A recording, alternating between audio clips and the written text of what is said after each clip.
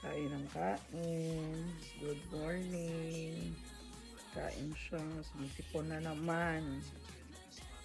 Magsishirataki rice tayo ngayon kasi tumaas ng 1 kilo yung timbang ko. So, bumili ako ng shirataki rice. Try natin. First time ko. Masarap kaya to. So, ganito pala yung itsura niya. Ay, medyo mamasa-masa. Pero okay. Tapos yun ang ulam natin. Yay! Bata na may sumpong. Kakagising lang ni Wancho. May sumpong. Si Wancho. May sumpong si Wancho.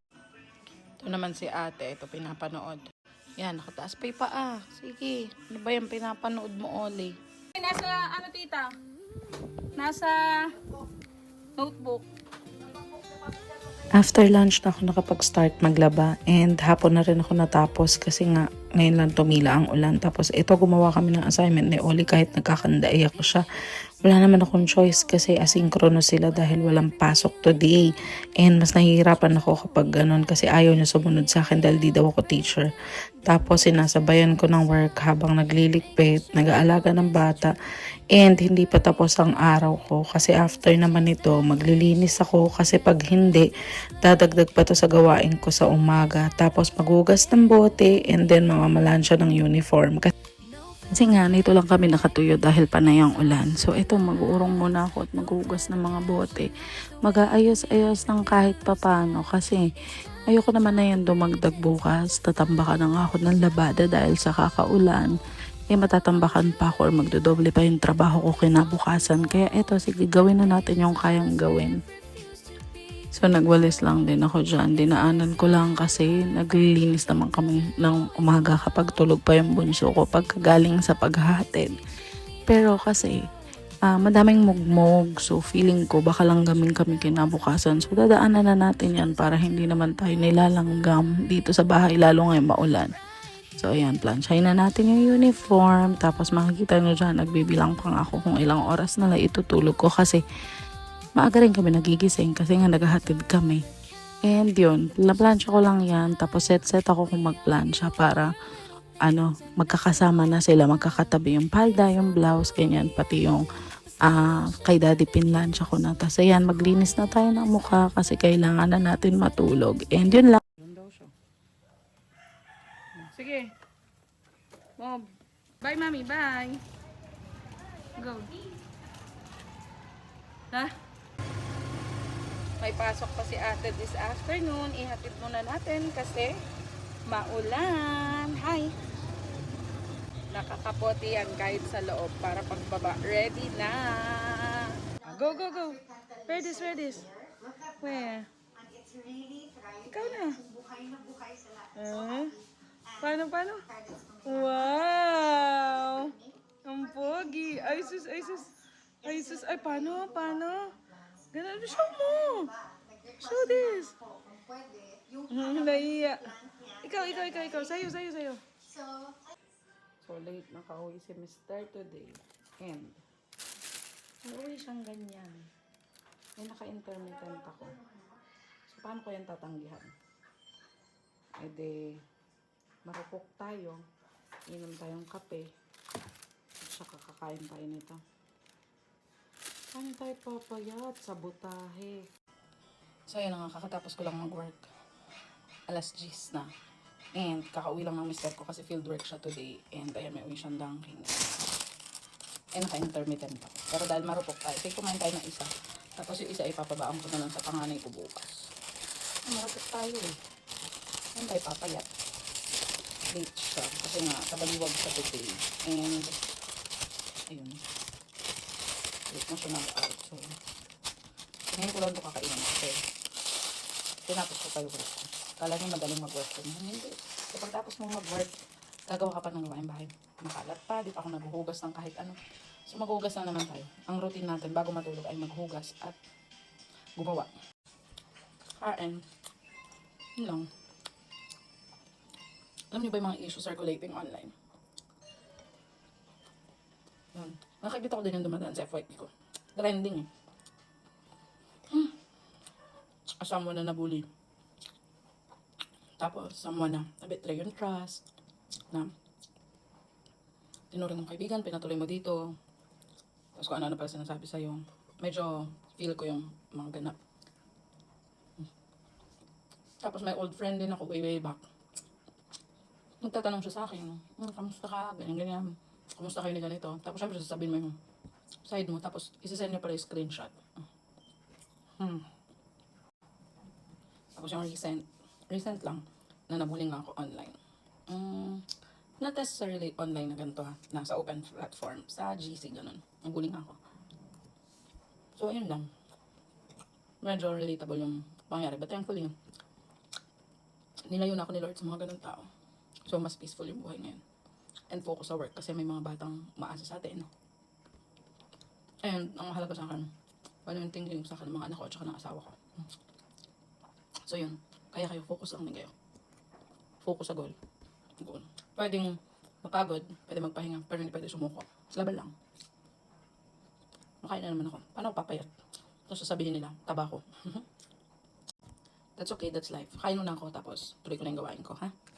Tapos na, pero good night na. Hindi ko na papakita sa inyo kung ano pa yung mga gagawin ko and kung ano pa yung kailangan ko ang handa. Kasi para mabilis, gagawin ko na siya ng dire-diretso. Yun lang, good night. Hi! Hi, Good morning. it's Lori. It's raining. It's raining. Nakapaghatid na kami ng bata. Grabe, kahit umuulan ang init, pero walang advisory na walang pasok. So, ayun, hinatid namin siya kanina. And sobrang hirap talaga pag umuulan. Time check, 8:36. Nakapaglikpit-likpit na ako. And, magkape muna tayo. Habang nanonood ng vlogs. Kasi tulog pa yung bunso ko. Pahinga time. Yan, sila yung pastime ko. Silang mag-ina. Lagi ako nanonood ng vlogs nila. Akyat ka sa sofa, huwag ka dyan mahiga. Go up, Juancho. Ay, ang kulit. Nakauwi na yung panganay ko. And tulog na. Yung bunso na lang. Tapos mag-content lang tayo. Tapos, maliligo na ako kasi may pasok pa ako mamaya. Maulan din ba sa inyo? Dito sobra. Maghapon na. Actually, kagabi pa nag-start. And exam bukas and sa Friday, walang advisory. Hopefully, gumanda na yung weather. Watch kami ngayon na midweek service. Tuloy-tuloy ang midweek service kahit na maulan. Nakaligo na. Time to work. Tulog na yung mga bata. Pero work pa ako. Ganito na lang muna. Mahaba na to. Bukas na ulit. Aga akong nagising, hindi dahil productive, kundi dahil nakalimutan kong patayin yung alarm. Idagdag mo pang nag-message yung NDMRCC na meron daw warning for orange rainfall. Eh di ba ang lakas-lakas nun? Grabe yung lamig ngayon, no? Yung tipong mapapaihi ka talaga sa sobrang lamig. Nakuha kong bumangon para mag-CR and then nag-rehydrate na rin ako. Chumichika pa nga ako niyan eh. Pero di ko na ipaparinig sa inyo yung chika kasi pinost ko naman na dito yung chika ko. Kung gusto nyo malaman ko ano yung sinasabi ko, balikan nyo na lang yung nauna kong pinost.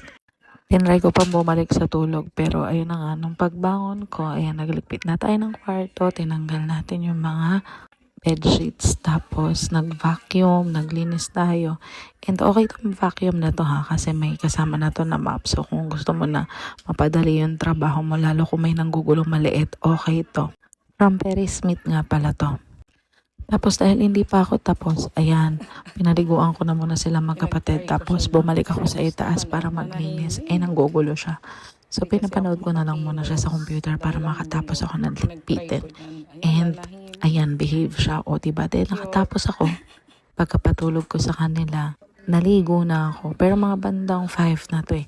Pagkatapos ko mag-urong, maglinis, magpatulog, ayan, naligo na ako. And then, nag-ayos lang din ako. Linis tayo ng mukha, tapos magkaroon tayo ng sunblock, tapos Basically, ginawa ko lang kung ano yung routine ko para umayos naman yung itsura ko bago man lang umuwi yung mister ko. After nito, bababa na ako. Tapos, kain lang kami ng hapunan. Tapos, magiging na din ako. So, ayun. See you later. Sana gumanda yung panahon bukas. Kasi, if ever, nilalabas namin yung mga bata. So, bago namin yun gawin, charge ko muna to. Kasi, kung sakali nga makaalis kami, gagawin ko to. Para hindi ako lubat. Para may pang-capture ako. So, nagpalit lang ako kasi nagyaya si Mr. na mag-SNR. And, ayun. So, ito na lang din pantulog na to isusuot ko naman. Itong black naman na version ng suot ko kanina. Bukas ko na isuot yung isang pantulog. Sige, bye! Naka-flexi naman ako na oras. Nag-iya siya para daw may stock kami kasi baka matagalan pa tong ulan-ulan na to. Tapos baka daw magbaha dito sa Bulacan. At least may stocks kami ng pagkain ng mga bata. So, bili muna kami. Mamaya na ako mga 9 mag-in sa work. So, yun.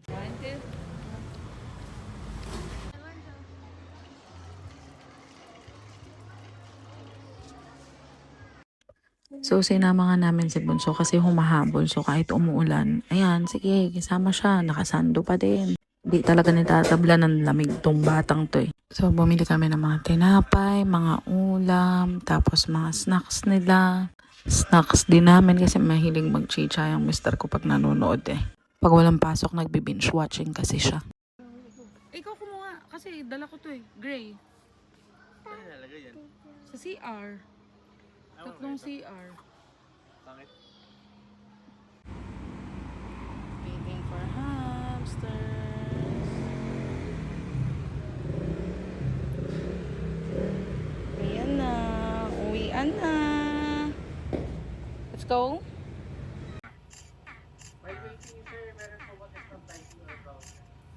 We are home. Time to work. Kape tayo. Work na muna ako dito ko natapusin. Good night.